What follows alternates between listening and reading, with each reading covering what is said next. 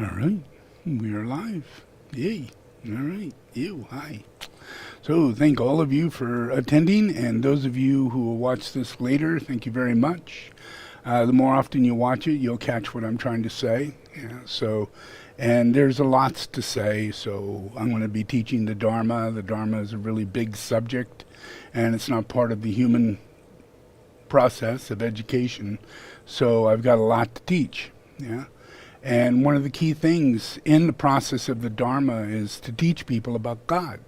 Yeah. And this is an image of God's manifestation. That right there. That's an image of God's manifestation. Yeah. This is Shambhala. This is the Lord of the world. Yeah. This is the place in which higher evolution takes place, where masters come in to take an initiation and become what they are inside of humanity. And it all comes from what you see in those 7 dots, the 7 round circles, or the 7 rays. And that shows you how God is nothing. Just what it is. It is what it is. And what it is a science. Yeah? And that science that comes from God is the mind of God with the intention to create the law of love. Yeah, in a place that's chaotic, has no love whatsoever, but everybody calls it love. Yeah, and there's no love at all. All there is actually hate and small aspects of lesser hate, but it is all hate. Yeah, and so with this, what you're looking at is the initiations, and you see on the bottom it says the 6th initiation. 6th initiation. That's Jesus the Christ. That's the office of the Christ. Yeah, and that's where the hierarchy hangs out. That's where, when Christ is incarnated, which is constant, yeah, then in every life Christ grows and develops and takes charge of the office of the Christ. You see it in the Dalai Lama. You see it in the Panchen Lama. You see it in Tibet. Yeah. Well, this is the same thing, except that this is the head of it. Yeah, and it's the Christ, and it's the 6th initiation. That 6th initiation creates the process for all the rest of the hierarchy to learn from the Christ under the influence of the Lord of the world. Yeah, so you see above that, you see the dot down at the bottom. That's the Christ, the office of the Christ. It's a level of initiation, not a person. It's a level of initiation. Yeah. And it's at that level Christ realizes and has full and complete function of being a bodhisattva, choosing earth's service, making manifest one of 7 choices. And one of those is the heart. One of those is love. One of those is the path of the bodhisattva that continually reincarnates until all beings evolve into that same path without there being another choice. That choice is made by Christ.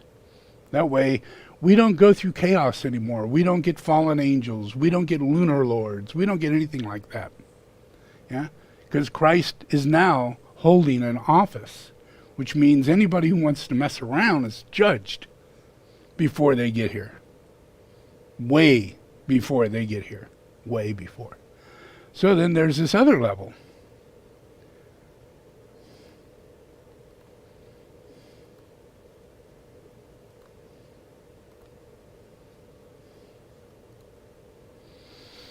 And that's where you see on the top there, you see the Christ again. But this is the lower level of what the Christ is effected in the process of judgment, in the process of evolution, the process that no evil will enter heaven. None. Not a drop, not an essence, not a thought, not any form whatsoever. It will be cleansed, purified, eliminated. Literally, through the initiations. So as you can see, this goes all the way down to the bottom. You see the 2nd initiation. Well, below that is the 1st initiation. Yeah, and below that is animals and human beings. Yeah, so that's at like a pinpoint. You know, this is really big up here in heaven. These higher initiations, all the galaxies and the universes and the masters and the Buddhas and the realms of reality that does exist, you know, to the Christ, but not to humanity. This is all, what? Planets? Maybe I should go there, you know? I mean, when you're dumb, you think dumb. You do dumb things, you know? You try and do things that are not going to happen. Yeah, they're not going to happen. Yeah? So it's in these initiations that a process of transfiguration of the physical human body takes place. Transfiguration. Yeah? It starts off with 2 legs and 2 more legs, which is a freaking animal. Yeah? And it works its way into 2 legs with 2 arms. And that becomes subhuman. And then it's standing upright. And it's starting to think. And it's eating within the kingdom below it, in the animal kingdom. And it's serving on earth through survival, through instincts and intuition. Yeah? But this becomes Cro-Magnon man and other forms of man. Yeah? Evolving, slowly but surely, kind of like a Darwinian thing. Yeah? But it's purification. It doesn't allow the beast into heaven. It purifies it by the time it gets to the first initiation. By the time it gets to the first initiation, all of these masters up here start wielding powers on top of the first initiation. And they completely destroy the human being. Completely destroy it. Yeah. That didn't sound good.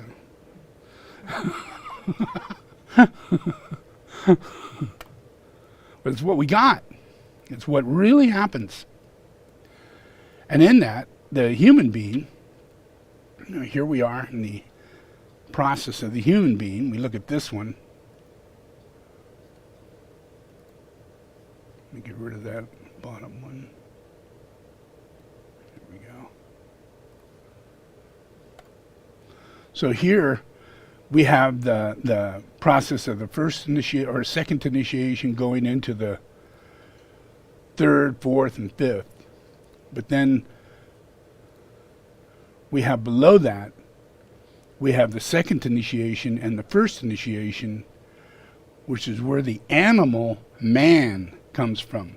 And you might want to reconsider your position on this planet. Yeah? You might want to really consider your ego's getting a little bit too big. And you think you're God. Yeah? You think you're masters over animals, over human beings, over matter. Yeah? And you destroy this earth over and over and over again through your imperil, through your beastly, hateful qualities. A lack of compassion. Yeah? And it's just the animal kingdom making its way up through the animal man.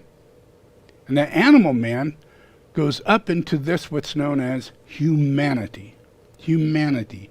And that's the level of the first initiation. Literally. You know, when you take body and you come out the womb and you get walking around, you go to school and you put your clothes on and you brush your teeth and you get toilet paper and you know how to wipe your butt properly without getting diseases.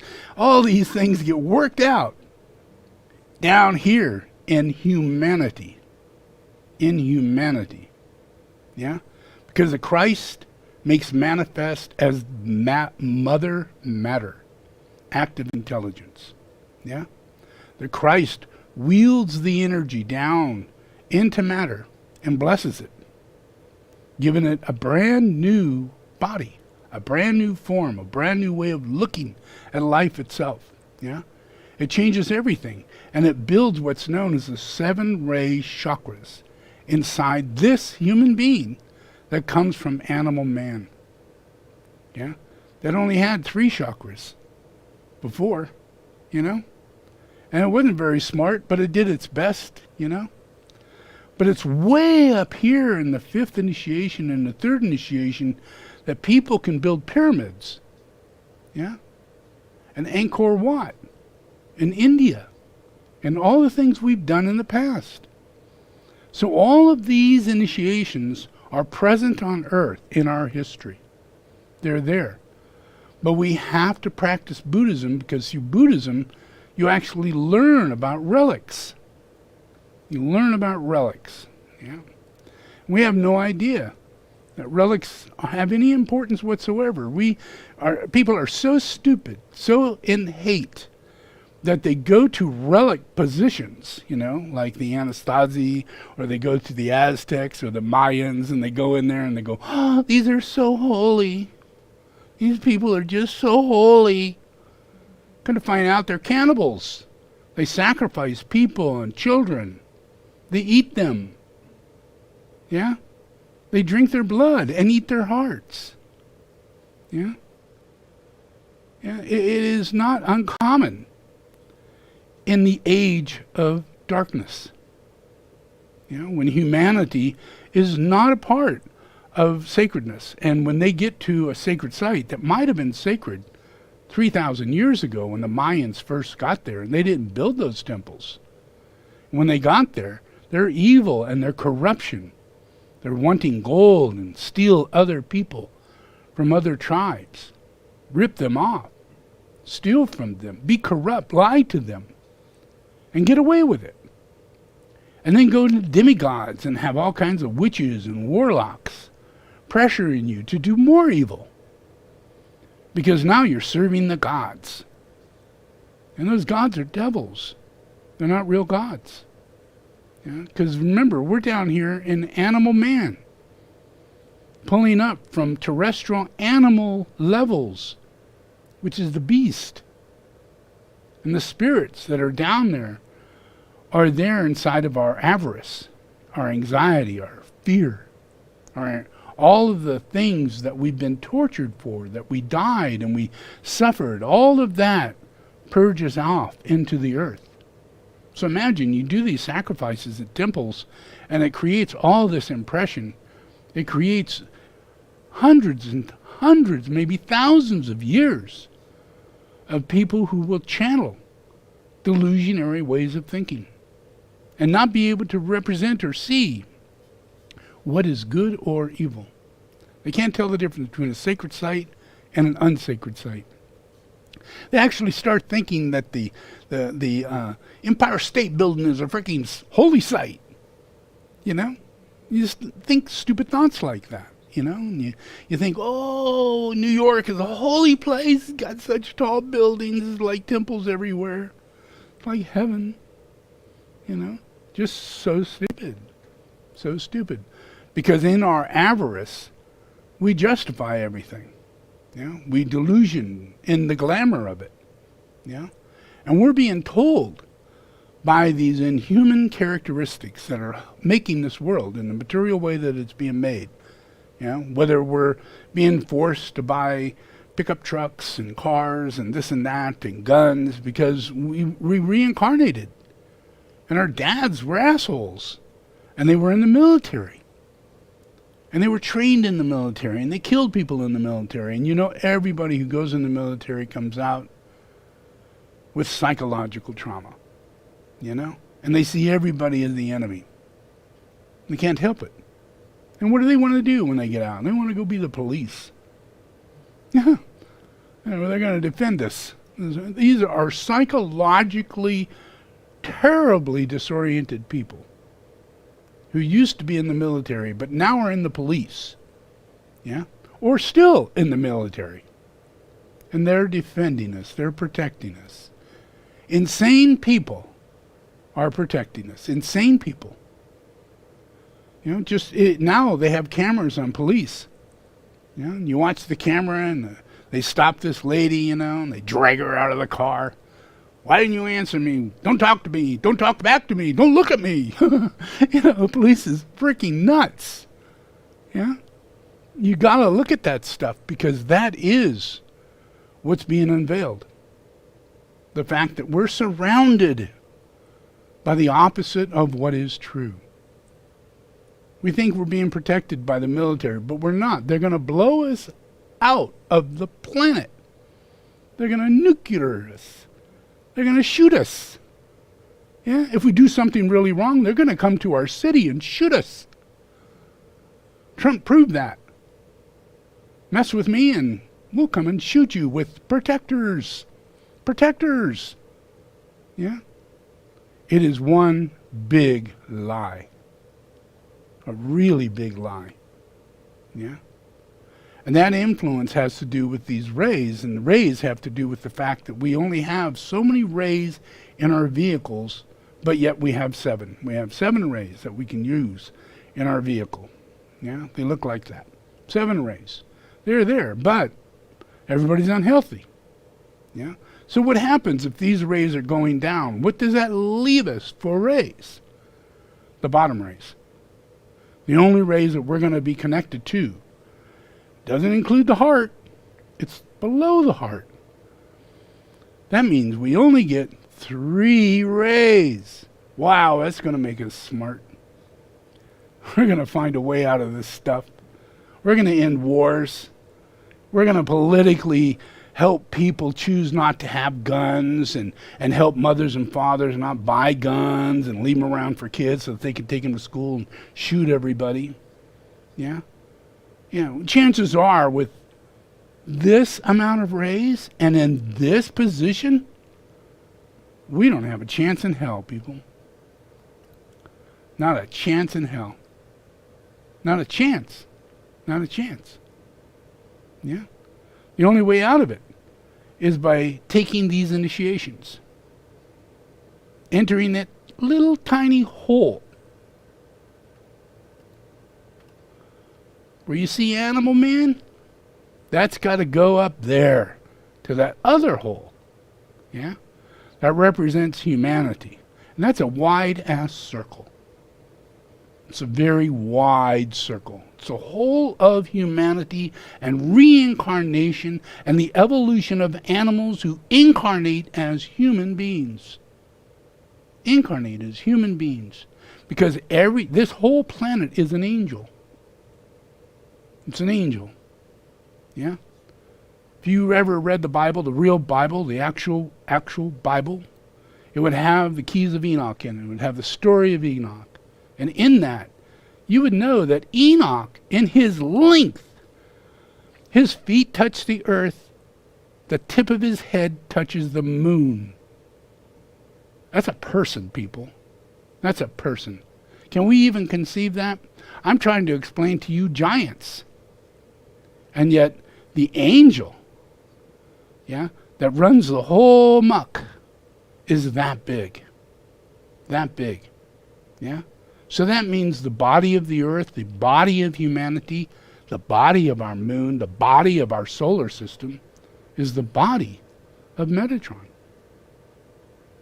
It's the body. Yeah? So that's where our opportunity sits. These 7 rays sit in the Lord. They sit in the Lord. Yeah?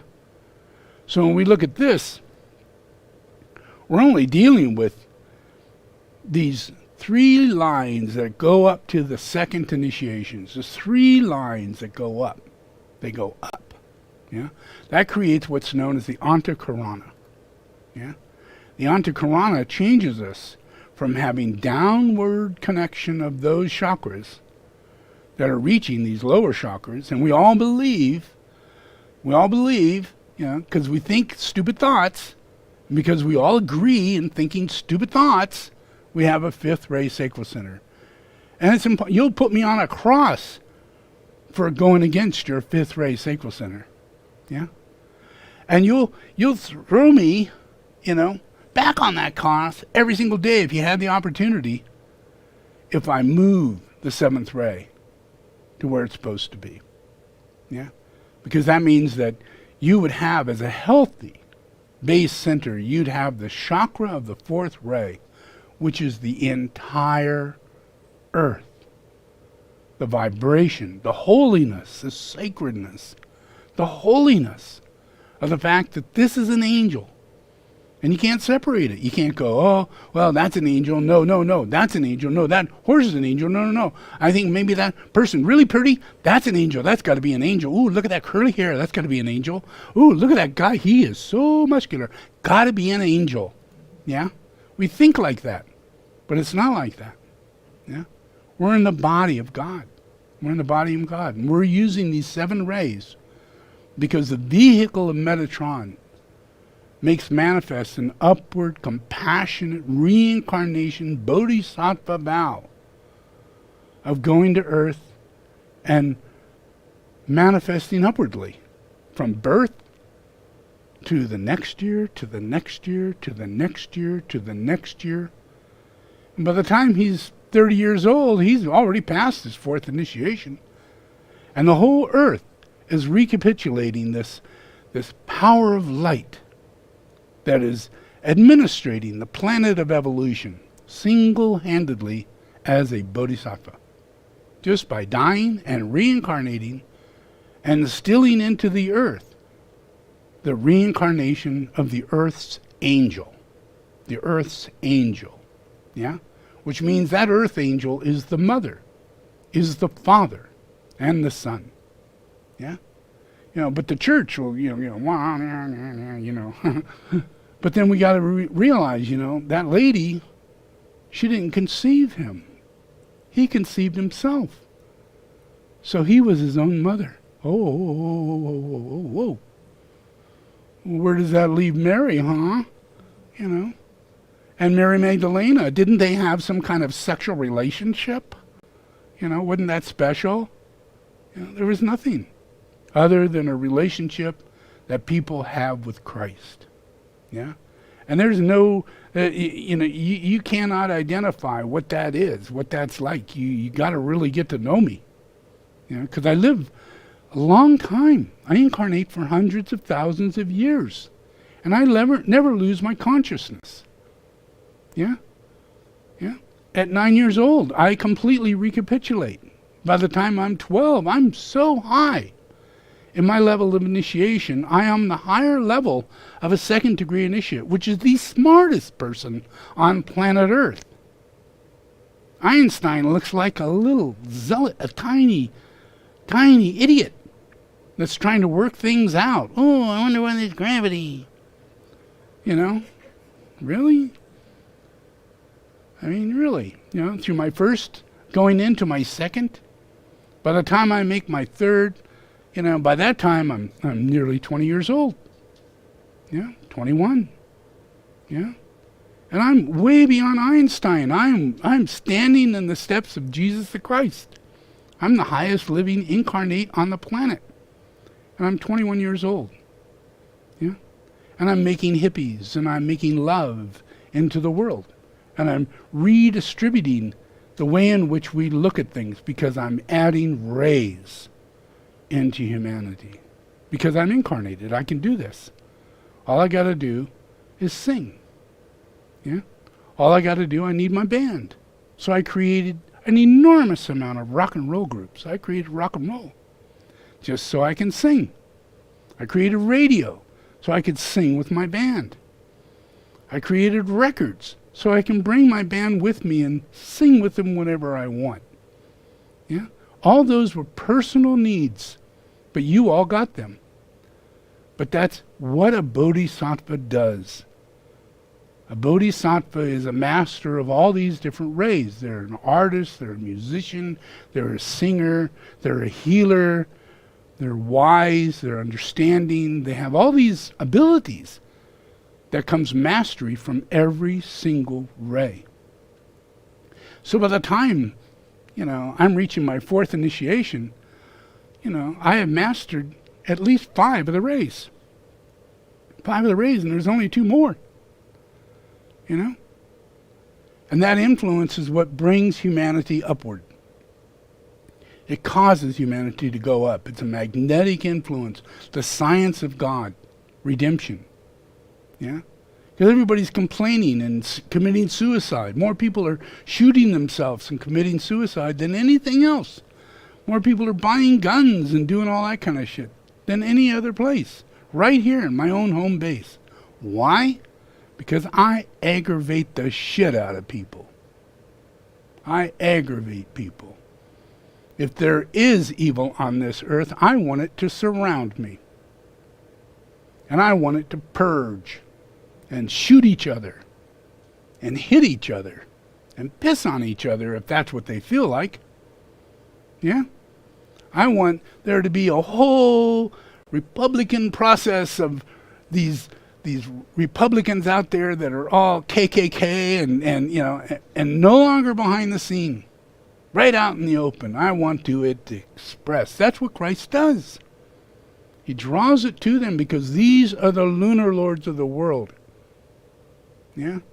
Trump and Michael Jackson and some of the evilest gurus, Sai Baba, Muktananda, Bhagwan, all came here for what? For what? Yeah? Because I brought him here. I literally brought him to my backyard so I didn't have to drive too far. Yeah? I even got invitations from these guys. And they were the biggest fake gurus on the planet, and I drew them right to my doorstep. And the weirdest thing is that they would die when I knock on their door, or I meditated with one of them and he dies that very minute. And I go to another one who I get an invitation to go and meet, Muktananda. I get up to his door, I knock on the door, his disciple comes to the door and says, crying, "My guru just died." Oh, really? Sorry. Oh, well. I didn't expect this, but it is happening. Stuff like this is going on. I have noticed, So I went in, I washed dishes, I cooked for people for 3 or 4 days, I did karma yoga, and I left. And then I got an invitation from Bhagwan. Yeah? And I go to his house. And he literally, his wife comes to me and says, "I need you to talk to Bhagwan. I'll tell him you're coming." Sheila comes to me, the head of the thing. She comes to me, "Oh, I know all about you. You're healing everybody in our group. You're such a good guy. Could you please talk with Bhagwan? He needs your help." "Oh, yeah, okay. Let's go." And she goes, "I don't know who you are, but you're very holy." I'm just going, Jesus, you're not ready for Jesus, that's for sure. And he thinks he's me. He thinks he's Buddha Maitreya, and that's not a good thing, So I go there, drive there. I go to his place. I get my little piece of paper. I show it to the security. They go give it to Bhagwan, and Bhagwan has a nervous breakdown. He doesn't die. He has a nervous breakdown. And he chooses never to speak again. That's better than dying, But then, within less than a month, in comes federal agents, and Sheila runs, and the whole thing collapses, and he's in prison. Hello. I guess judgment comes in different ways. Yeah, in different ways. But I have witnessed that nobody escapes. Nobody escapes. Yeah? Whether it be through the body of disincarnation, and then try and reincarnate. Nah, we're too close. If you look at this right here, the hierarchy has made it into the principle of the first initiation, which means we are way up here. We always have been way up there on top, way up there with God, way up there with the seven rays, way up there in heaven. Yeah? But to be able to bring this down into earth, and create the temple, create the sanctuary, create the vibration, that it would allow humanity to receive active intelligence of the Holy Spirit, and then they would begin to cooperate. They'd start seeing visions, having dreams, having ideas. Stupid people having ideas can really make a difference. Really make a big difference. Yeah? Yeah. So through those initiations, we pull people up through reincarnation. Yeah?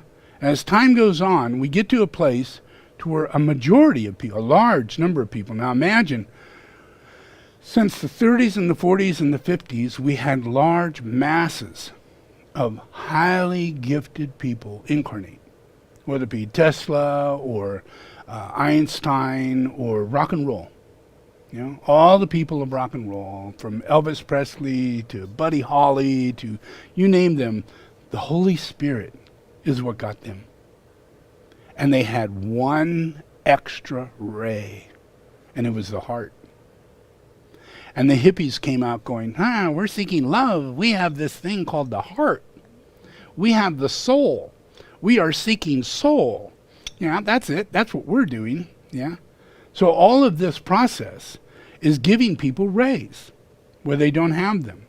They're coming out of the animal kingdom into animal man, manifesting into humanity. And in humanity is a guy called Jesus.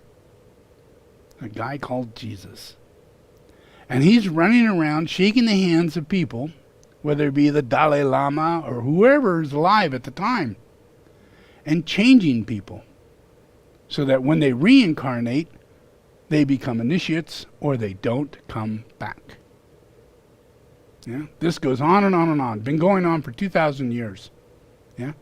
So as Padmasambhava, I go through processes of externalizing and ending evil in Tibet, and I began a process of creating all kinds of ways to create sanctuary on the planet, showing how stupas are built and what a mandala of Shambhala is about and what is Shambhala and how is the Kali chakra a relationship. These are two more chakras. Two more chakras. Yeah? Two more. Yeah? That means that we get the throat center, Padmasambhava. We get the throat center that connects to the sacral center, the incarnation of Padmasambhava. Yeah? We get the heart that goes into the solar plex, allowing Lamaism to manifest. This is discipleship. Guru worship. Guru worship.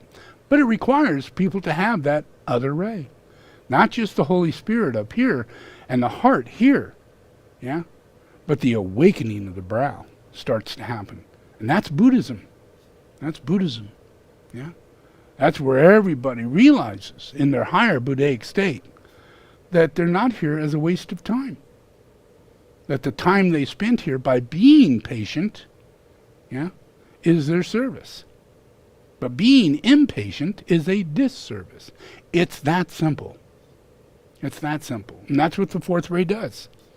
If the fourth ray is there and solid, connected there, you are abundantly patient. You are abundantly understanding. You bring balance where there is disharmony, where there's war, aggravation, a lack of understanding, any of that. All gets cleared up by this brow sitting there, because the fourth ray goes back down to the base, and it becomes our nature to cooperate telepathically with each other. That we're under the law of love. That we behave in a humane way. We throw guns away. We stop war. We're humane. Yeah? But this requires Buddhism. Yeah? This requires, disciples. It's not just humanity. We look around humanity and we see this process. We see this big circle here. And that big circle is active intelligence. And it's not until you get to that next circle up, which is the first initiation, which means there has to be a point where you die and reincarnate either in your body or in another body. Yeah? And that's the second dot up here. Yeah? And if you keep coming back, you keep coming back, and you keep coming back, you end up in that dot. Yeah? Because the life you're serving in is happening because of your simple humanitarian reality. It could take thousands of years for this to add up. That's what the Kali chakra means. Yeah? Every single bit of our virtue and quality and karma becomes dharma in the end. Yeah? It's the active intelligence of the chakras that we are actually distributing without receiving. We won't receive until much later when we receive higher initiations. Yeah? So we get to that, and you see these three lines that are going up into the second initiation. Over there it says, Antakarana is represented by the upright line from the initiate all the way to the Christ. All the way to the Christ. Yeah? So there is no other teacher. When a person becomes a first degree initiate, he doesn't get Sally or Joe. He doesn't get a person who helps him along the way. He doesn't get a minister. He doesn't get a nun. He doesn't get a priest. Yeah? You get Christ. If you're not introduced to Christ, you're in hell. And they're lying to you. Because the only one that's going to take you up this ladder is Christ. Because it leads you to him on a throne. And when you first meet him down here, you meet him as a person. You meet him as you question the teaching, you question the dharma, you go through this process, you make it to the second initiation, then you make it to the next initiation. These processes can be very dramatic. Yeah. This higher one, where you're going from the second all the way up to Christ. Now, Christ is sitting up here all the time. All the time. Whether I'm taking a shit, eating, drinking water, or dying in my last breath, I will always be in that position. Always be in that position. And when I come back, I am in that position. Whether I'm a baby looking for a breast, yeah, or I'm a 5-year-old hoping I don't go to school, yeah. Yeah, because this shit, I know it comes upon me. I had to deal with that in this life. Imagine Jesus Christ going to kindergarten. Imagine what that was like for me, what it was like for me to go to first grade, second grade, read these books, boy. I couldn't read at all. I couldn't see the letters. I couldn't put them together because they were filled with lies. Yeah. Way up here in this initiation, this is called the soul. Yeah. So Christ himself is the soul. Yeah. And at the very beginning process, the very first initiate that you receive, that you get connected to, in that first relationship, that you're trying to make manifest, for your, going from first initiation up, that right there is the Antakarana, which represents Christ. In energy. So that would be an etheric weaver, a sacred site, yeah, a sacred object, planet Earth, your previous life. Yeah? They're all relics. Yeah? Does that make sense? Relics this is what I'm explaining to you is incredibly important. Yeah? And everybody wants to jump ahead. Everybody wants to think I'm already at this place and I'm alive, I'm breathing, I must be doing great. And you are, trust me, because I am the one who's in charge. From the moment of your breath, the first breath you take when you're incarnated, who you're going to incarnate with, all the things you're going to do in your life, me. Yeah? And all the things and all that is established with free will. So I have very little to do with it. Even though you get the grace of incarnating in the human kingdom. You get the grace to get there. Yeah? And then you're let free to do whatever you want to do. Because you need to find that you're not an animal. You are a human who needs to learn to become humane. Yeah? And that allows you to take that energy of the active intelligence that's blessing you all the time from the moment you took a body from an animal into a human. And a human is a non-existing entity. It's created in the likeness of God. It's an emanation of God. It's not an existing entity like an animal or a plant or other things. Those are all aspects, attributes. Yeah? But the human being is an emanation. An emanation is a very different thing, there's so much to learn in this process for you to gain, really what I've got to explain, But here we are, you're in Christmas Eve, so I'm very moved to try and help you understand that what Christ has to do with you, has to do with this planet, and how you're going to get there, yeah? But there is something not so good that's going to take place, yeah? If we look back in the history, Moses said, wow, we got to go 40 years in the desert. That's going to suck. 40 years, people, that's a long time.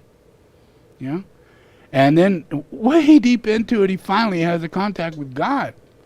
And God says, thank you very much. Now I need you to keep these commandments. If you can get to this place, which would be a second initiation, now I need you to take these commandments because you need to facilitate humanity to become humane. And they need to live within the laws of love. So these are the rules to the laws of love on how human beings behave, how they interact. So that's a blessing given, and the way it was taken, it was hardship for those people. Hardship. And then here comes, another guy, on the same ladder, he's under the same lineage, of Adam going down the line of lineage incarnations. And we get Enoch. We get Methuselah. We get Noah. Well, shit, what happened when Noah came along? Noah goes, hey ho, God's going to destroy the earth in a flood. Oh, really, Noah? Yeah, for sure. I know this seems strange, but he's also telling me how to build a boat that I can put all these animals and human beings and things in it that we can contain life on earth once the flood has come and it's over with and everybody's dead. Big smile. Hey, whoa, you mean we're going to die like that? Yeah, it's horrible. It's really horrible. And God really wishes you would have changed. But you didn't, And there's been many incarnations since Adam leading up to this point. And this is one of the children of Adam, the great, great, great grandchild of Adam. And he's going, what can I say, where we come from, we talk to God, And amongst us is Christ. And that was Enoch. And that was Adam previously. And in the next incarnation, way down the line, is Enoch.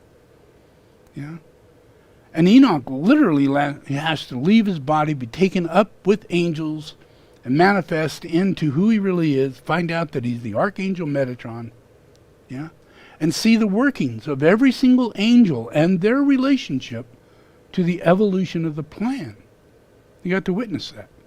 Well, that can affect you greatly when it comes down to the empowerment that you can put upon this earth. When your feet are touching the earth and your head is touching the moon, and all the cycles of ceremony that happens around that come from Metatron. And this is Metatron. This is a being who, when he was taken into heaven, he grew to that size. He literally grew to that size. So we have within our etheric field this being that stands on earth, whose head touches the moon, and is our Lord. And we call him Jesus the Christ. So in incarnation, we see Jesus the Christ, the baby. And that's Christmas. That's the symbology of Enoch, the symbology of the Lord of the world. That he comes as a human being. It has nothing to do with me being born on December 25th. I wasn't born on December 25th. I was born in July. I wasn't born on December 25th. But the litanies was established thousands and thousands of years ago for this cycle of manifestation to create the office of Christ on earth so that people could say the words and receive the blessings and slowly but surely, year by year, anoint themselves to the Antakarana. The Antakarana. So they would do the litany and they would make a prayer and they would do 21 days or 25 days of invocation, evocation, connecting themselves to Christ and his office, coming down to earth to kick the shit out of Satan and kill him. Kill him. We're not talking about saving his ass. We're not talking about bringing him back as a great archangel. We're talking about turning him into a black hole. Everything in matter matters. Everything in matter matters. And black holes have purpose. They have purpose within the universe. It is the opposite of the light. It is the opposite of magnetism. It is the opposite of the atomic influence in matter. Yeah? But it's also the center point of a cosmos. Yeah? A galaxy spins around a black hole. And that doesn't mean evil sits in the center of the black hole, but there is use, functional use of a black hole. And that's where fallen angels go. Not into matter, nowhere in matter. Not in space, not matter, not hang them under the earth, not dig a big hole and put a bunch of rocks on top of it. No. Black holes exist for a reason. Yeah? And then it goes up to the reality of matter, you know, where we do reincarnate and we do get water and we have miracles. We have slowly but surely more and more miracles manifesting on earth because the Dark Lodge, the demons, the forces of witches and warlocks and false prophets can't come back. And that happens because of this. When we look at this process where the animal kingdom is there and the animal man is there, well, guess what? There is a process in reincarnation for people to be disconnected from the life force that brings them into the human realm. That's why dogs don't just reincarnate as human beings. Yeah? And people and animals stay quite separate. Yeah? And other animals stay quite separate. There is an extreme separate field of kingdoms built in relationship to this process. They're called kingdoms. And you cannot exit a kingdom once you're in it. You serve that kingdom. Everything serves that kingdom, whether you're an insect, dirt, gas, water, whatever it is, it's down here. It all comes from the waste of the animal kingdom. Yeah? It comes from the influences of the energy that is degenerating, falling apart. Yeah? The trees that go off into fire. Yeah? The change of oxygen, yeah, on the planet. All of that makes change, and all of that creates the opportunity for the animal kingdom to enter the human kingdom without there being all this stuff, which requires all these kingdoms below to sacrifice and make the kingdom above, which has to be pure oxygen, clean water, pure animals, not a bunch of dragons and, you know, piss-ass demonic spirits in animal form, you know, but like birds and butterflies and cows and chickens. Yeah? Yeah? Because you are what you eat. And we are putting back into the animal kingdom empathy and compassion and transfiguration. So what used to be a great big dinosaur is now a little tiny bird. Yeah? And the whole thing has changed in relationship to how we can reincarnate in this process. So human beings are going to go through a process to where we don't have to put up with lunar lords anymore. The kingdoms below are prepared for the transfiguration of souls. Yeah? That's a very different thing. You know, where before we'd be stuck here. Imagine we didn't have many people who were second degree initiates. We had hardly anybody who was a third degree initiate. So in order to transfigure, bring these people back into their animal, where they're always animals. They're running around as animals. There's no difference between them and the animal. Yeah? The only thing, imagine here we are in the lawless world that we're in. You make laws based on hate and fear, and then you continue them.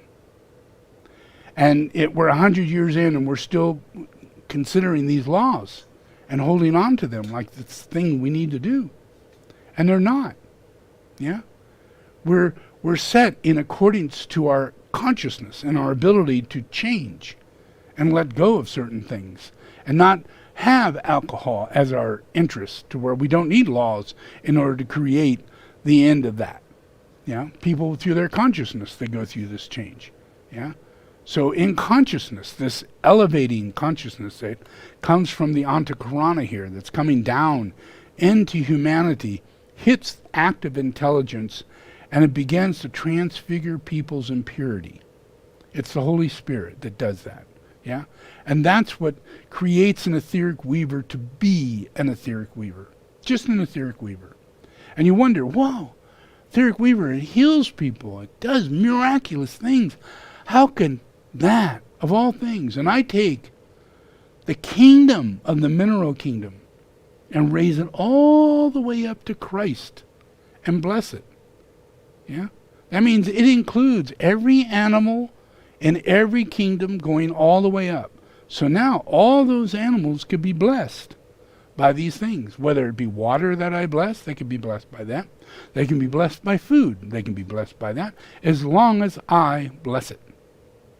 As long as I bless it. Because everything can receive the Antakarana, because they lack the rays. I have the rays, and I alone can give the rays.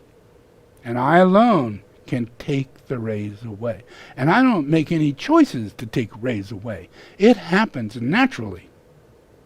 Happens naturally. If you fall into glamour and create an impure field around me, your rays will go back on you like karma. And you will be in such a terrible state. Your mind will go mad. Your emotions will go mad. You will die. And that's just because you messed with holiness. You don't mess with holiness. It's the law we're moving into. We're barely there. We must make it solid. We have to make it solid. For you to get it solid, you need these teachings. You need to understand these teachings. Yeah? Why these teachings work the way they do.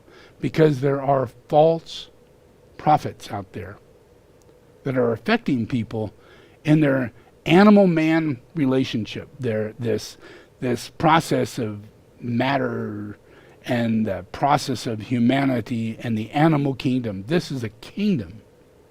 Yeah? And then we have the human kingdom, which is above that. And then above that is the kingdom of the soul. Yeah? So this is all about developing the kingdom of the soul and creating a reality, a real reality, where the kingdom of the soul exists, which means every single thing must be blessed. And if it can't be blessed, it must go away. It must. And it will. Yeah? I don't care if it's a city. I don't care if whatever it is. If it's not meant to be, if it doesn't serve, and 100 years, 200 years, 300 years from now, it does serve because it was purified. And it was allowed to go back to nature. It was allowed to go to the process that it was meant to be. Because we just grab everything. We take Florida and we build it up like it's a city. It's a marsh, people. It's a marsh with alligators. Come on. What are you doing? Yeah? Yeah, Georgia, Mississippi. What are you doing? They flood all the time. You got to build high. Look at the American Indians. They built their city high, and all their wiki-ups and all their teepees was really high, like 50, 60, 70 feet above ground. Yeah? So that when the water came, it didn't wipe everybody out. They lived there normally that way. Yeah? Well, we can't think like that. We do not have those qualities moving us in the way that we need to. And that's when the seventh ray is in the sacral center and the third ray is in the throat. The Holy Spirit comes into us. And it tells us, get the shit out of here. There's a bomb. There's a bullet. There's a madman. You're going to be raped. All those things that happen every single day, you have it in you to know it before it happens and leave. You have it in you. That's your first freaking miracle. Karma. Karma. How do you get to be in the right place at the right time and know it? It's always, I'm not sure. Should I go left? Should I go right? What the hell's going on? Oh, I'm so nervous now. You can't have that happen. You could be dead any second. And you all die this way, Yeah. So it's a good lesson to learn how not to go through that process. Because if you beat out death, when death is coming on that day it was going to be your day of dying, and you beat it out because the Holy Spirit blessed you. Blessed you. People, that's a calling. That's a calling. That means that Christ reached into your life and called upon you, grabbed your shoulder, maybe even sat next to you and said, let's go someplace. Follow me. Yeah. And it's always me. Yeah. Whenever they say, who was there? Well, you look like Jesus. Yeah, they're right. Yeah. Maybe one day I might be a little gruffy, other day I have shorts on, another day I have a shirt on. I don't know what's going on that day. I just happen to show up. Yeah. But that's the omnipresence, the science that's in this. This is the science. It's the science of God that gives us the miracles that we will have, but not in the kingdom of humanity. Not in the kingdom of humanity. We must reach the kingdom of the soul. Yeah? And that's what the litanies is all about. Yeah? That's why I'm here. That's why there's Christmas tomorrow. And you all get presents. Because I'm a really nice guy. It's not about me in the way that you might think. Yeah? It's about you. And you need to feel better about yourself. Yeah? You didn't get that hug. You didn't get that boyfriend. You didn't get that girlfriend. You didn't get that job. And maybe you did and you're still unhappy. Yeah? Maybe you got exactly what you want, but you're still depressed. Yeah? That's what Christmas is about. That's what every day is about. Every day is anointed. Every day is a holy day. There's no such thing as a holiday. Every day is a holy day. Christmas is to remind you that every day is a holy day. Yeah? And that we worship the reality of holiness. Yeah? And we got to come to that without it being, now we need to go Christmas, now we're all like knee-jerking, Christmas, we got to go shopping, we got to get all these things, Easter's coming, I got to get our eggs, chocolate eggs, got to get our shit together, here comes Satan's magical wand, now we're going to do, Halloweeny, so yahoo, let's put on our scary mask and be the person we're not, and manifest.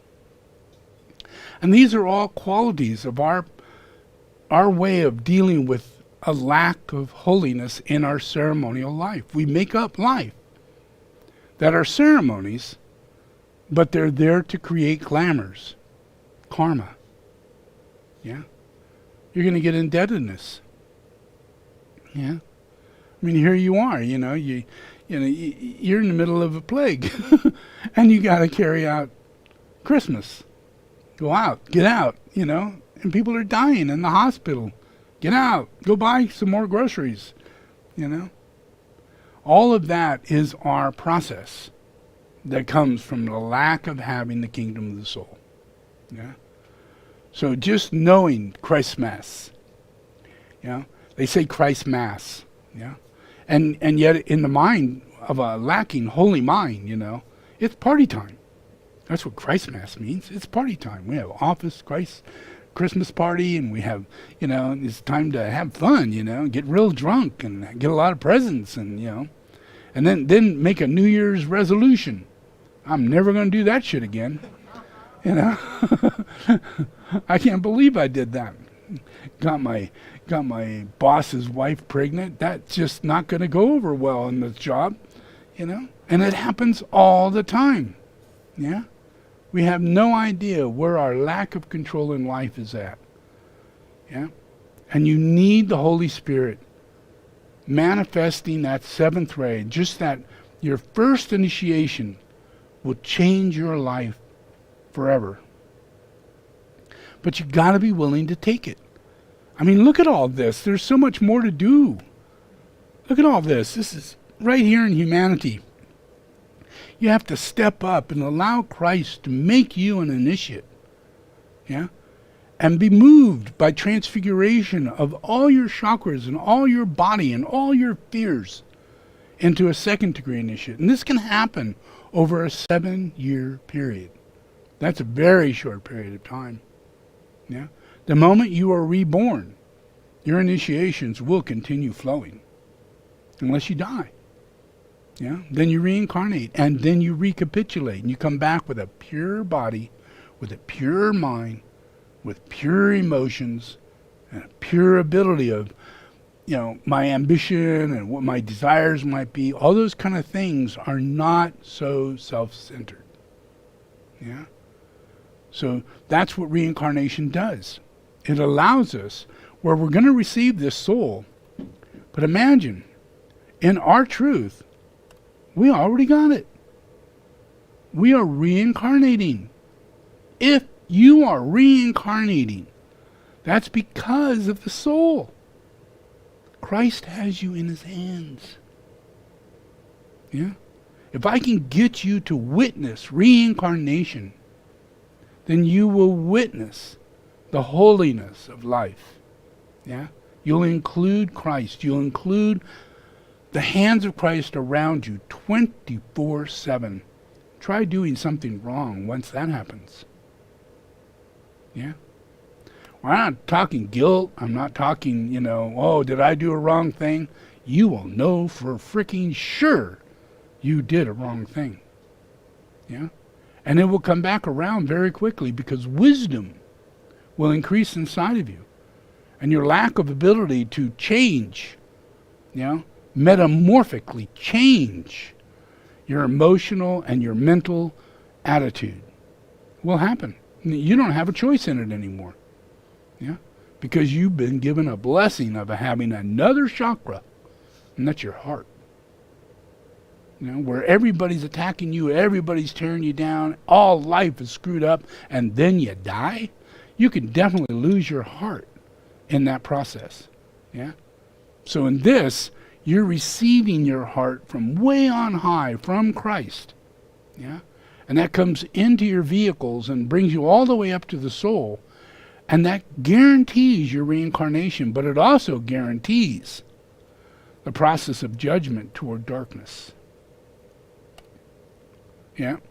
So that process of judgment means that this circle you see right here, and that circle you see that leads up to the first initiation, is a circle of death. That's called the dweller on the threshold. Yeah? If you come near that, yeah, and you try and get through it, you will kill yourself. Yeah? And you'll probably take a lot of other people with you in the process. The abundant impurity inside of you is too much, and you'll be taken out. Yeah? So there's no way of getting into it without a very specific means, like meditation, etheric weavers, Shambhala, you know, all of that represented on earth, so that we get a sacred zone, a sacred site, sacred energy comes out of an object, and you're an object. So that science has to be manifested in your life so you yourself can receive the light as part of the healing of the world. Personal planetary healing. Yeah? Does that make sense? Yeah? So what happens is that after a while, this growth process, and this happens quickly because there were billions of people that incarnated when I did. It was the largest mass group incarnation in history. You know, it was my incarnation. Yeah. And a good 80% of those people were saints. You know? They were cleaned up well before they got into this incarnation. They were all given masterful qualities from my previous life. Yeah?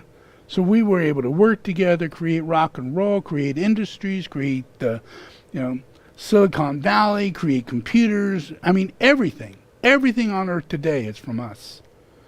Yeah? From this new group of world servers that manifested with me. And they increase this circle to close that circle and push downward. Yeah? A process where false lunar lords are discerned and discriminated. No longer are they voted for, but they are imprisoned, caught, judged, while alive. Yeah? Where we may not get Maxwell 100%, we may not get the guy that came with her, we may not get Trump 100%, but trust me, over the next 20 years, we will get every single one of them. And they will all go down that tube and never come back. Ever. They go right down that tube. And if you're as dark as you are, the darker you are, the darker you go. It's a reflection. The law is set. And when the chakras come in, and we get more than just the heart, and we actually get that Holy Spirit, then all of a sudden, we wield power that's beyond your wildest imagination to close the gates of the astral plane. When the gates of the astral plane are closed, that means everything that created the astral plane is purged from existence. Purged from existence. Yeah? And that could be millions and millions and billions of people that we think, they're just here and they're all going to come back, I mean, how are you going to get rid of Michael Jackson when he used to be Hitler? How are you going to get rid of Trump, when he used to be Mussolini? I mean, holy shit, reincarnation is bad. True, it is. Because it's a natural process inside the human factor in relationship between the human and the animal and God. We do reincarnate. Whether you're evil or you're good, you reincarnate. Yeah? But that law is changing dramatically because the law of the hierarchy is greater than the law of the darkness. And when that happens, the astral plane, which is those fake laws that allow Dark Lodge individuals to continue reincarnating. It allows the Dark Lodge reality of Lucifer, Satan, Ar-Haman, the relationship of Azazel, Beelzebub, and all of the rest. They don't exist anymore. Yeah? They're infused into nothingness, zero. They go with God. And God is infinitely nothing. So that's how they get into the Dark Lodge, is that they actually are released from God at the time, when they fell, they create a Dark Lodge. Yeah? But that's their darkness. Yeah? And that darkness comes to an end when humanity turns on them and changes the entire spectrum of what is attracted to this earth. Yeah? And we don't attract extraterrestrials, we don't attract lunar lords, we don't attract giants, we don't attract demons. Yeah? This earth can be completely cleansed.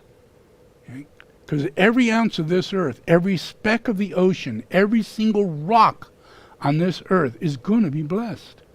It's going to be blessed by all of you. The millions and millions and millions and billions of people who will continue reincarnating through the initiations, and the astral door closes, and humanity reaps what it is they're meant to reap. Yeah? Which is a blessing every time they eat, and not cancer. Yeah?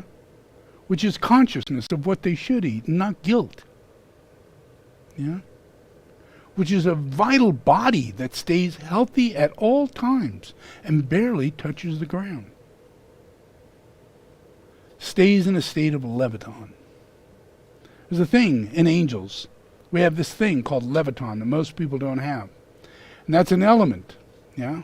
An elemental that lives within our vehicles. And when we get leviton, we get levity. We get joy. We get peace. We get bliss.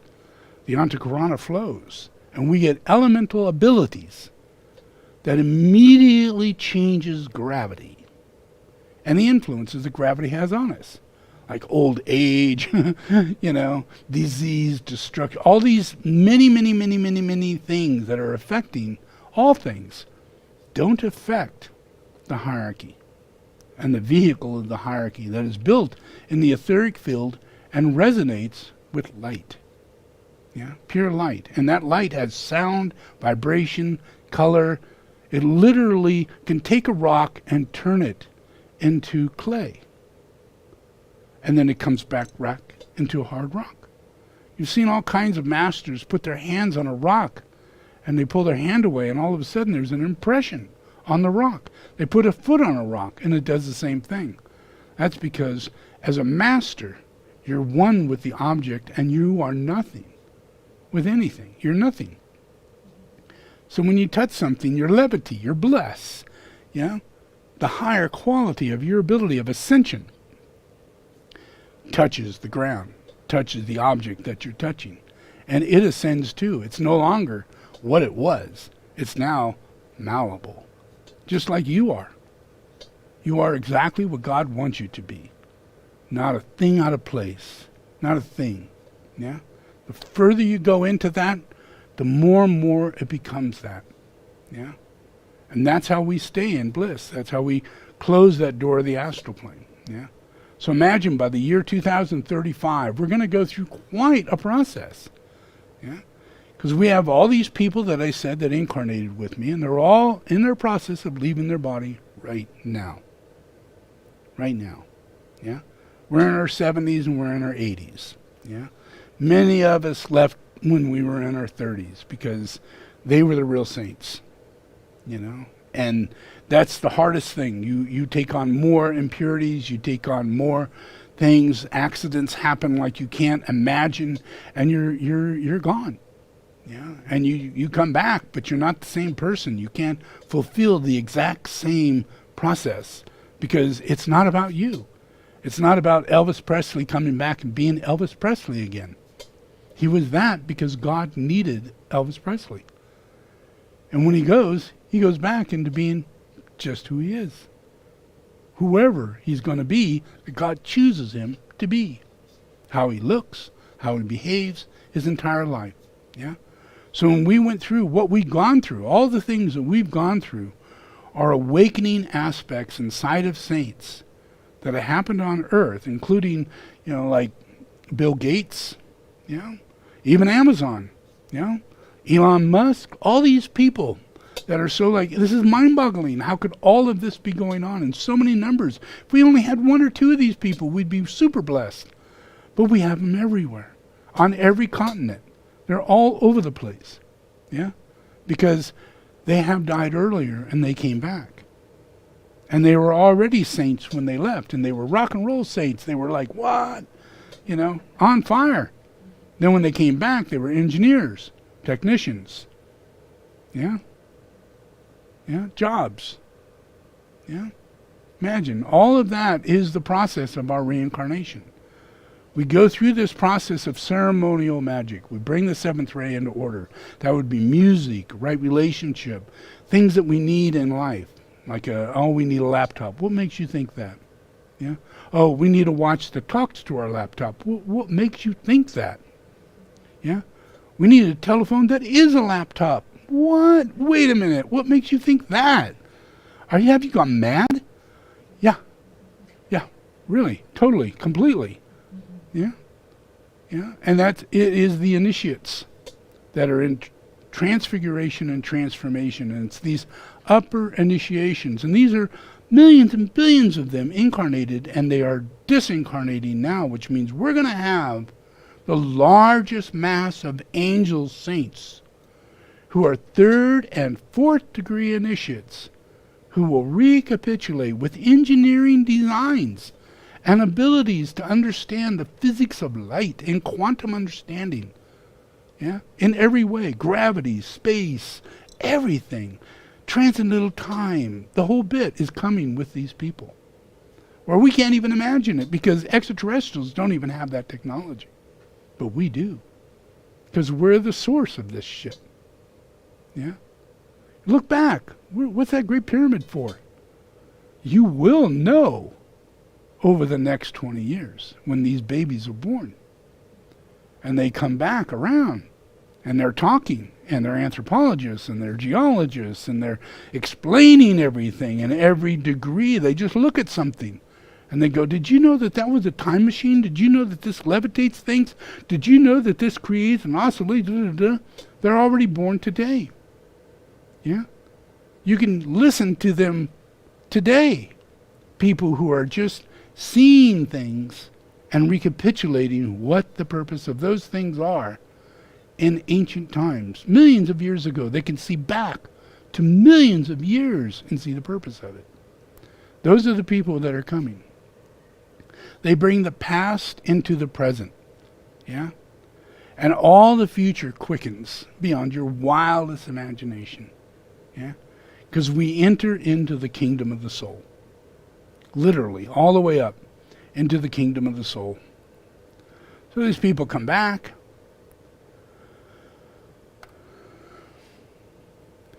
And the Antakarana is built. Now that Antakarana means that I'm going to have students. I can't have any students until they receive the third initiation. Can't have any, because they're all going, how come I can't heal anybody? How come I still have emotions? How come I still want to bang on people and get upset? How come? Well, that's because you're not pure. You're just not there, man. You got to lighten up. Keep your meditation. Calm down. Take it easy. It's not all right. Yeah? Yeah? But you will get to this place. Yeah? And when you get to that third initiation, then what I have to say to you, it makes sense. Yeah? And you literally have the faith of your first and second initiation that would have gotten in the way of being a lesser initiate, having less understanding, less power, less transfiguration within your vehicles. Yeah? You get to this point, now you can, your mind, my mind, we're clicking. Yeah? And I'm one radically smart guy. Really, really smart. Yeah? Beyond smart. I use light, I use transmission, I use telepathy in order to educate. I use words in order to make things change, to decrystallize things, to bring things into thought form building, just with words, because my words, to me, you literally can see my words inside your head, not the word itself, but what it is I'm saying.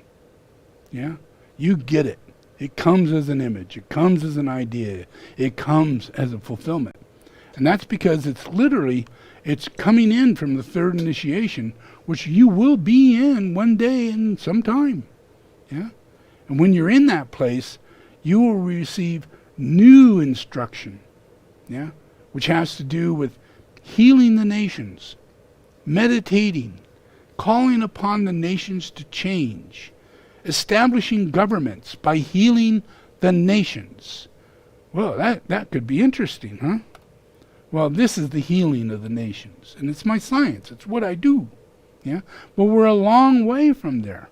I need people to be at the third initiation so I can heal the nations. I'm healing the nations, but it's going to be nothing compared to what's going to happen from this. And this is guaranteed to happen because these people have already come and gone. They've proven themselves. The world has changed. We are driving electric cars because of this. Imagine what that's going to be like if you multiply that by 1,000 times per individual.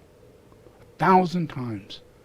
They have power to magnificently transform the hate and the anger of an entire continent when you're a third degree initiate. Because I can tell them how to do it. We have meditations, we have ohms, we have mandalas that we focus on. Yeah? And we have this chart. My little chart. Yeah? I have a chart for every single nation and every single state. Yeah? Whether it be the United States or all around the globe, I have charts of everywhere. And I know exactly what the sound is and the mantra that has to be and the kind of person as an initiate it requires to make a change in a nation. Yeah?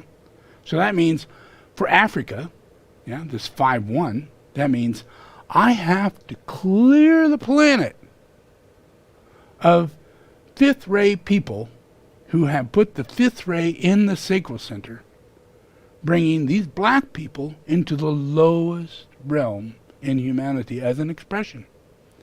And everybody goes, oh my God, you're so black. You're African. I can't say Negro because it's so bad. You're so bad. I mean, really, come on. And it's because of these rays. It's these rays. Now turn that around. Imagine this 5-1. This 5-1 wakes up. What happens? Well, people, that fifth ray is in the brow. And those people can talk to God. What you call the lowest of the lows are the highest of the highs. You better freaking start straightening up. Yeah. Because it's another world. It's a different world. And the rays are races. And we're a bunch of racists. And that's what causes the nations to fall. Because we're taking these rays for every single nation. We are impressing them upon the people from that nation. And the negative qualities that they represent. Like Australia. Yeah? A 7-ray personality and a 2nd-ray soul. Well, that could be great unless it happens to be a glamour. You know? Then you could have all kinds of prejudices and biases, and your country could be used as a place to throw people who should be in prison. Yeah? A 2-7. The opposite of a 2-7 would be a freaking prison. But that's what Australia was. Yeah? It was a prison. It's a place that you can't leave from. You're there because you're in prison. Yeah? And then China is a 1 soul with a 2 personality. Wow, gee whiz, a 2 personality. That's got to be really great. But what if it's the opposite? What if they're in their glamours? And that 1 soul believes that they are the dictators and the Messiah of the world. The Messiah of the world. Yeah? China. Now study China. They honestly believe that. They believe that they're the oldest empire. They believe that they are the only ones in relationship to God. They have all the mythology. Everything to do with a 1-2. Everything to do with a 1-2. And it shows both the high side and the low side. Yeah? Communism. 1-2. Communism. You wouldn't imagine communism is a 1-2, but communism is a 1-2 when it's in its glamour. It's the highest increase of social control. A 1 and a 2. Yeah? Control over people's hearts and their ability to give and be served, like in socialism or in democracy, which would be a 2 and a 6, or even a 1-2, if it was soulful. Yeah? But if it's not soulful, all the people in that country are under a dictator. First ray soul, focused upon the soul of people. You know, making them into slaves. Same with France, a 5th ray soul and a 3rd ray. And you get art and you get all this stuff that comes out of France. You get all this stuff that comes out of France. But think of this as backwards. What if that's a glamour? What if that's the 5th ray down at the sacral center? And the age of art, the age, the Renaissance period, the 5th ray period. Yeah? It made everybody think, whoa, look at there, he's painting God. Oh my God, I see God now. Oh, Mother Mary, look at there, she's a goddess. Yeah, because he painted her that way. Yeah. And that 5th ray, 3rd ray, 3rd ray, man, that is chameleon. You could turn anything into anything. That's what a magician does. That's what a con man does. And everybody just goes, oh yeah, that's exactly what I want. All these rays are a process that is the responsibility of humanity. Responsibility, and I won't let it go. Yeah? It will work. It has worked before. I've done this hundreds and hundreds of times. All the temples you see were built on this healing, this process of raising the nations up, building the temples there, creating the stonework, the monolithic reality of geomancy. Yeah? Aligning the relationship of the angels of heaven to the angels of earth and connecting a conduit. Just like this. All those temples look like this. Does that make sense? Yeah? All it is a tower of initiation, a tower of influence that allows us to receive the hierarchy of heaven, receive every single level that's going on, and balance everything out that's way down here on the lower realm of humanity.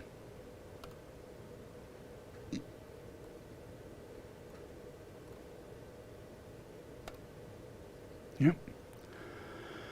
So imagine that the influence that we have over the next, from me, from what I see and my witness, and all the shit that I do, you can't see it because it's invisible. It's telepathy. It's intuition. It's not about the material plane or accomplishments, because I don't sit with, I created the electric car, or I did this or I did that. But I did do that. I did all of that. I did it willfully and I did it with understanding. Yeah. And it took a lot of time and a lot of patience without taking any credit for it. Yeah. But doing it that way is what makes it into the disciple, because this is guru worship. And the guru is the one leading the plan and has an orchestra that works within that plan. It's a field of energy that works within the realm of human nature. Yeah.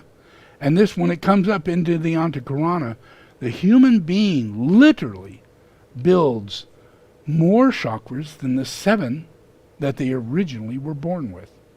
Yeah? They get minor chakras and they get an Antakarana. An altar major that's right behind the back of the neck that goes up into and creates a crown, where the top of the crown and all the chakras connect together and are locked in forever. Yeah? Once that comes into play, you're an incarnated angel. Yeah? And you always incarnate as an angel. Always incarnate as an angel. So that's why when I incarnate, I'm wise in the beginning. I'm wise, with my dreams, and I have, wise men come to me and to wake me up and say, "You're Christ, the Lord of the world, big deal, right? Don't forget now," And I go through this process. Every single life I go through this process. You can see it in Jesus, and the same thing happened in me. Yeah? And it's that Antakarana. It's the influence of all these chakras that come with you when you're born. That's your next chance. That's the opportunity. And that opportunity is not going to be given to lunar lords. So all of them have to be purged from the planet before we enter the higher initiations. It can't be done. Simply because you will still channel the influences of the impurity within humanity, who will do impure things to humanity, to the earth, to each other. Yeah? Because they have weird-ass laws built with them under the law of hate. And all that get transformed through the process of people choosing to take that first initiation and enter into the second initiation. And this is like you're a monk and a nun, you're practicing Buddhism, and you're going, "I don't understand anything.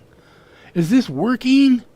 I don't believe it can be working if I don't understand anything." But it is. It's not about knowing.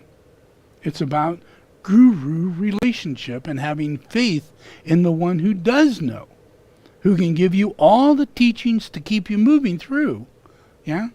But can't just go, poof, you're smart, you get it all, you're so wise. Doesn't work that way, yeah? We have to release the impurities from the earth because we speak for the earth, yeah? It's the earth, it's the universe, it's the cosmos. It's all of love that speaks through us. It resonates as a galactical resonance, yeah? As an enormous love energetic field. Yeah? And we can't exit out of it. It's built within us. Yeah? But we're building it. It's not something that just sits. Obviously, we're in a place that has broken down the initiations and is imperiling the process of initiations. So we literally have to come to grips with this is what's going on. And it won't really come into full fluid until the reincarnation of this next cycle.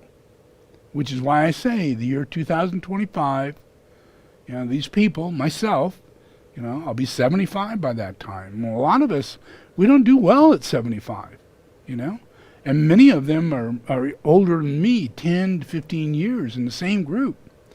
So they're at 90 when I'm at 75, and they're definitely going, So they, if anything, they have 5 to 10 years. All my group has about 5 or 10, maybe 20 years, max, So that means that it's not like, oh no, all the good people are gone. No, they're all coming back as little babies with wiser attitudes, and a whole score of humanity to turn around. Yeah? And that's going to hit really big by the year 2035. Because the deaths begin now. It's at 70 and on. Yeah? So those deaths increase by hundreds of millions. Hundreds of millions. A whole planet incarnated at that cycle of time. You know what I mean? A whole planet, whatever country you're coming from, people were born during that cycle of time. We all do this. Yeah? There's no special event that goes on. We all are in cycle, reincarnation. Yeah? So this is that cycle, and as we enter into this cycle, we exit out of one that has been a magnificent first and second initiation for humanity. First and second initiation. We can see it all around us. Yeah? We're getting rid of fossil fuel. We're getting rid of war. We're trying to get rid of people like Trump. And we're all just going, is this really happening? Can someone lie like this all the time and get away with it? I mean, is he going to live through this? Or are we going to catch him? I mean, he rapes people. I mean, oh, come on, Are we going to do anything? Do we have the strength? Do we have the courage? Do we have the heart? And that's what happens in this process, that these people of this group have the heart. So there's an enormous process of these very same people choosing socialism, like a hippie, choosing the right way of thinking toward other human beings, choosing that in their nature. They've been that way for 70 years. Yeah? So when it comes to these processes, their process is to finalize the cleansing before they leave. Finalize the cleansing. Yeah? They got rid of Tricky Dick, They ended so many processes in Vietnam and other wars. Yeah? And now we're going to close this cycle of whether or not a very evil person, a dictator, can come to America or any other country and rule it. Yeah? It's not just this nation. This nation represents every nation. So if we can pull it off here, we pull the plug in every country. Because all the strong from every nation come here. Yeah? So that process, by the year 2035, imagine, you take a look at this, and 2020 is 70. By the time 2030 gets here, it's 80, and most of those people are getting near 100. So we will lose the mass. These are people that are mass. We're talking hundreds of millions of people are going to leave this planet and then reincarnate. So we have to, and these are all people under my tutelage who are destined to reincarnate as saints. Yeah? And have enormous benefits inside them that will be 20 years down the line, future technologies and advancements in way of psychology and geology and geophysics and every possible thing you could ever imagine that isn't even understood today will come into fruition through their lives. Yeah? So that's just by the year 2035, a majority of those people will die and reincarnate, so be in their first year, second year, third year, fourth year, or fifth year. Yeah? 2025. Fifth year of millions and millions and millions of saints reincarnating. Yeah? And then we get to the year 2030. Well, now, 80% of them are gone. 80% are gone. And 80% are back within 9 to 12 to 15 months. And they're breathing, and they're putting light out, and they're dreaming, and they're connecting with all the people they're going to see in the future. And all the things that are going to manifest in that future are starting to change the world dramatically. And tornadoes slow down, and earthquakes get less, where it gets worse just prior to that time. Because their energy is gone. They're 1 year old, they're leaving their body, they're very, very old. You know, all their vitality is gone. Yeah. So what they have to give is down to its smallest amount of energy. And we're going to feel that from the year 2025 to the year 2030. And after the year 2030, these people will be between 15 and 20 years old. Yeah. And they'll be running things. You know, they'll be making new educational formula, reality, physics. They'll be inventing at 12 years old, at 9 years old, at 8 years old. They'll be doing shit we would never even consider. Yeah? And all this will come as grace. Grace, because it comes from the Holy Spirit deeply going into the sacral center and the fifth ray going right up into the brow. Every single one of those people will have that fifth ray sitting in the brow and the fourth ray at their base. And they will not be gay. They will not be gay. Yeah? And that's, right now, we're in the first and second initiation. So that's where you fall. That's where you get empowerments. That's where you get a lot of sexual energy goes on. The seventh ray is waking up. You know, all this stuff is happening. You know, you get into that. Yeah? But that means that our society would go through that cycle of process. It's a purging. It's not a healthy event, yeah? But that ends when these people come back. It ends. They just don't come back being gay. They have none of that going on whatsoever, and it's purified. And then the people who led them to it, the people who raped them, the people who created the situation, they don't come back at all. You don't run into them in the night. You don't run into them as a neighbor. You don't run into them as your brother. You don't run into them as a cop on the street who's reincarnated and the asshole who raped you in your previous life. Nope. You will not run into them. They will not come back. Because you're in the law of dharma. And dharma is what keeps you protected. It's the only protection we have. Yeah. Does that make sense? All right. So let's do puja.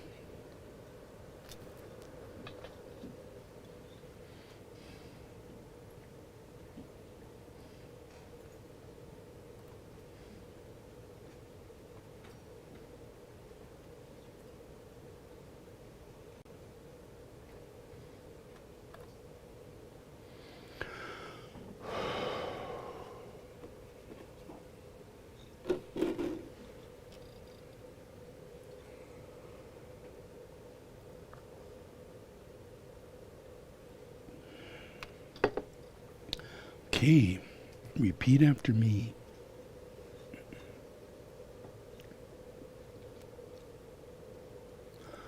I invoke the power, the love, and the wisdom of my ashram, soul, and monad.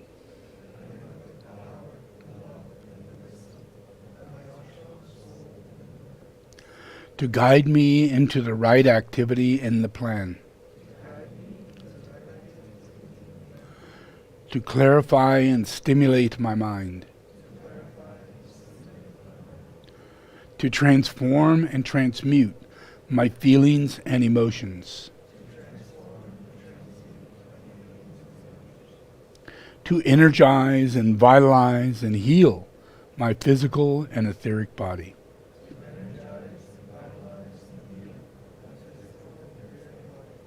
So there is a normal flow of energy in my physical and etheric body.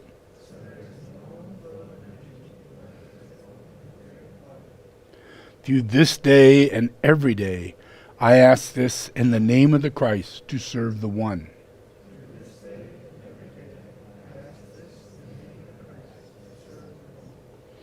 All in the name of the Father, the Son, and the Holy Spirit. Amen.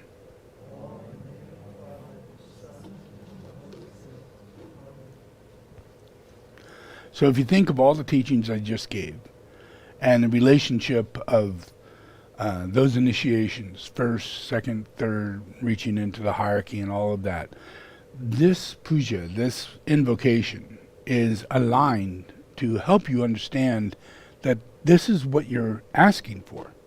I invoke the power, the love, and the wisdom of my ashram, soul, and monad. So that means that you go, hello, Christ, because that's what you're saying down here on the bottom, to serve the one, and you're going, and my ashram, and my soul, and all the love and the wisdom, because these are chakras that you're invoking to manifest into your vehicles, and you're going to get them, because I won't give you anything else.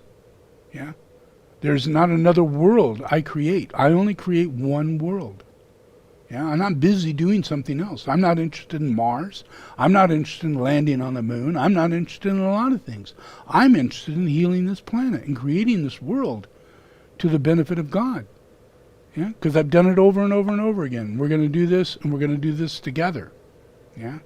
So to do this, you have to understand this invocation that I give you. Because this is invoking your relationship to be in the ashram, which means you are capturing demons.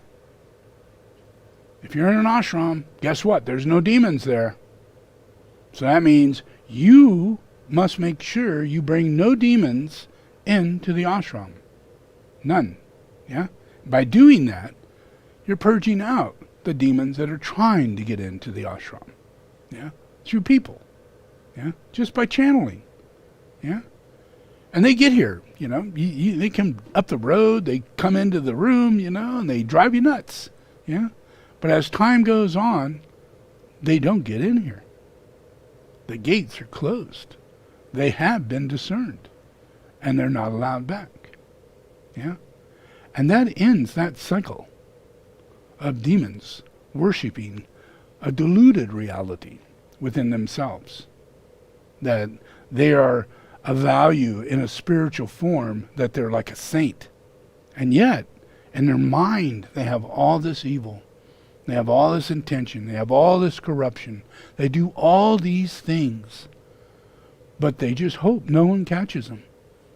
And they hope I'm not who I am. Because I will bust their ass. And no one gets by me. No one, not one being gets by me. And that's where protection comes in, because you can't discern and discriminate. So you ask for this. I invoke the power, the love, and the wisdom of my ashram, soul, and monad. Why? To guide me into the right activity in the plan. Oh, here comes the demons. Well, how's that going to affect me? Well, I better ask for guidance to clarify and stimulate my mind. Why? Because they're going to get in your mind.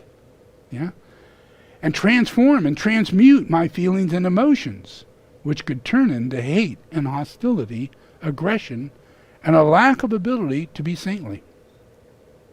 To energize and vitalize and heal my physical and etheric body. That allows a person strength, invisible strength. You can't see what's coming out of the etheric weaver, but it's more powerful than the negative energy it's taking on. Yet it's so simple, and it does it so lightly. Because the energy is greater than the astral plane. It's greater.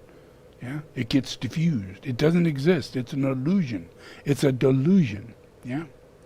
And then so there is a normal flow of energy in my physical and etheric body. Does that make sense? And through this day and every day, I ask this in the name of the Christ to serve the one, all in the name of the Father, the Son, and the Holy Spirit. Because, folks, we're at war. And whether you think it or not, you have to make sure you don't channel. And you stay pure and you stay clear. And when the energies do come in and they do attack you, forgive yourself. Give yourself grace. And turn to me. Ask me, what do you think took place? And I'll tell you straight out what the hell just took place. And it'll be very like what you're thinking. And I'll be the only one that's going to tell you what you're thinking. Because the demon is lying like a son of a bitch.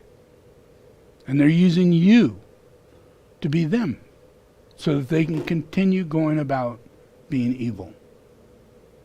Yeah?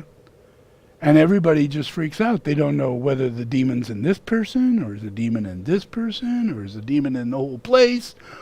How could we allow this to happen? Yeah? We are allowing it to happen because we need to capture these suckers. Bind them in our own will of calmness and ashram. And don't allow them back. Trust me, I'll be the guy who says whether or not they come back, and they don't come back. Yeah? Forgiveness isn't in the form that you think on this astral plane. Forgiveness is in discernment and discrimination. Yeah? So you forgive the innocent, and you make sure those who are guilty is justified. Yeah? And it comes back on them. They get their shit. They get their karma. They find themselves in league with the devil, and they're all standing there, a bunch of devils. And they're bouncing off of each other, going, "Well, I didn't know you were a devil. I didn't know you were a devil." Yeah? That's going to be the future of these people. That they have a self-realization of their own demonic spirits inside them, and they can't get anybody to cooperate with them anymore. No one will believe in them. Yeah? Because they're just a bunch of glamour. Bullshit ideas. Yeah? Aspirations of shit that ain't ever going to happen. Yeah? Saving the world kind of people. Who's not doing anything to save the world. But they're getting gigs. Yeah? And they want to play in bands, and they want to stand on a stage, and they want a microphone, and they want people to, don't fall for it. Don't fall for it. Just know that if anybody does come in to receiving a weaver or coming into this place, judgment is at hand. It's over with. Yeah? There is no free ticket. Yeah? This is a hard road. Very hard. Every single person has to go through the process. Every person. I don't care if you're the Karmapa, I don't care if you're a great high saint. You will still have to go to the process, because I'm a lot clearer than they are. Because this world is corrupt. And as long as you're taking an incarnation, your mother, your aunt, your cousin, your fellow disciples will permeate you with judgment. And it will hit you. And it will affect you. Yeah? Even if you're the Karmapa. Yeah? Yeah? So, this is the reason for this. Yeah? Know that you're in a war. You're in a war. And it's not a war of aggression and hollering at people or anything like that. You're in a war knowing that Christ is the only warrior. He's the only warrior. And he's going to deal with it without even coming. He's just going to go, "Okay, watch this." And the crazy person will go crazy. And then he's judged. Yeah? And it all comes out. It all comes out. That's what I do. Yeah? I externalize shit and make life very hard for people. Yeah? And it's not like that's what God wants. But that's the healing crisis. If you go to homeopathy or energetic medicine, you will get a healing crisis. Yeah? It's natural. Yeah? But it's something you should pray for. Yeah? It's something you should be thankful for. Because it's your virtue that is asking for it. It's your light within that can't be seized by these demons one day longer. And it's over with. Yeah? You come back. You're it. You're it. You're awake. Yeah? And it never goes away. You're a warrior. Yeah? But you first have to learn how to fight. Yeah? It's a land of peace where I come from. This is not a land of hostility, aggression, or anything like that. It's a land of peace. So you have to deal with all of it with putting it back on the guru. Yeah? And step back and know that the guru is in charge of the plan, even the situation at hand. The guru set it up. And the guru is giving you an opportunity to fix your situation. Yeah? Now, if you do it with compassion and understanding and express the truth calmly, everybody will see it. Everybody will see it, and there's no way it can't be seen. Even if it is purged into a hostile act, it will still be seen inside the heart of everyone. Yeah? And the Dark Lodge won't be allowed to come in. Yeah? Because the process of the Dark Lodge is to devalue the light of the hierarchy. Devalue it and make it mundane. Yeah? So they don't ask for permission. They think they have permission to do everything. Yeah? I'll just go drive your car. I'll just go take your car. I'll just, they don't give a shit about anything. They just own everything. They honestly believe they deserve it. It's like white super race. That's what it is. It's superiority. And all lunar lords have this glamour. They all have this glamour.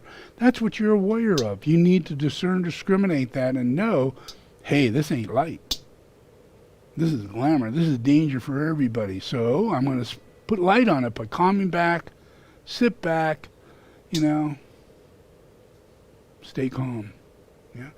Because the only way we're going to change these rays inside the world is by dealing with independent situations spontaneously. Yeah? They all have rays to them, all have opportunities. If you stay within the grounds of Shambhala, you'll have all 7 rays that you get to deal with in opportunity. And they have little to do with human beings.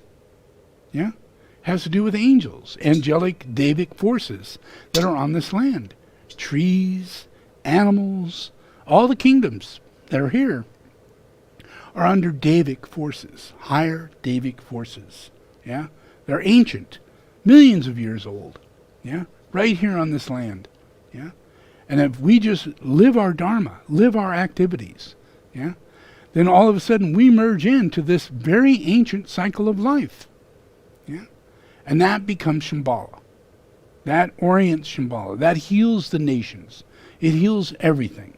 Yeah? But we have to receive the blessings from the land that have the 7 chakras. The land has the 7 chakras. I have the 7 chakras too, but the land is me. And the land can't talk. It can be telepathic. It can give you blessings beyond your wildest imagination if you just be in service on the land. Yeah? And then you see a peacock, and you see another peacock, and you go, whoa, this is freaking divine. You see the rainbows coming up around the moon, you go, wow, where would I ever see this? You see the pyramid as you're coming up over the hill, and you just go, God, I can't believe I live here. Yeah?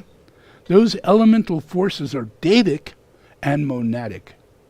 Those are things to give you memory, give you emphasis around the monadic reality of God on earth. Yeah? And you won't ever experience the 7 chakras unless you're in that reality. Because it's the expression of the monad. Yeah? Does that make sense? Yeah? So we're all warriors, yeah? But we need to receive our initiations from nature. Yeah? Just like in this, I think this is the one. Yeah, where it says humanity, mother matter. Yeah? That active intelligence is the Holy Spirit of the 3rd ray that created matter in the first place. Created matter. Manifested matter, created animals, separated the heavens from the earth. Yeah? All those things that you read in the Bible, and the creation in every way was done through God's 3rd ray. And he did that because he was the mother of all matter. Yeah? He mothered it. He brought it into birth. He gave it gestation. He placed himself as the ovum. Yeah? And inside that ovum is the Christ. So everybody has within them the Bodhisattva. In this humanity, mother matter, active intelligence. Not down at the animal man, but up in the humanity man, where Bodhisattva comes from. Yeah, and that's why they always say the influence of Tara, which is the mother matter, is the influence that's found in every living being that radiates directly from Buddha, whether Avalokitesvara. And that's what comes down this Sutrama. It's called the Sutrama, the Antakarana. Comes all the way down into the Antakarana, and that's the manifestation of light in matter. That's why objects and temples and weavers and things like that all can do this super phenomenal thing in relationship to telepathy and healing. Only because matter is the energy principle behind the 7 rays. It holds all 7 rays. I think that's cool. Yeah. So let's do this puja. Okay, just close your eyes and relax.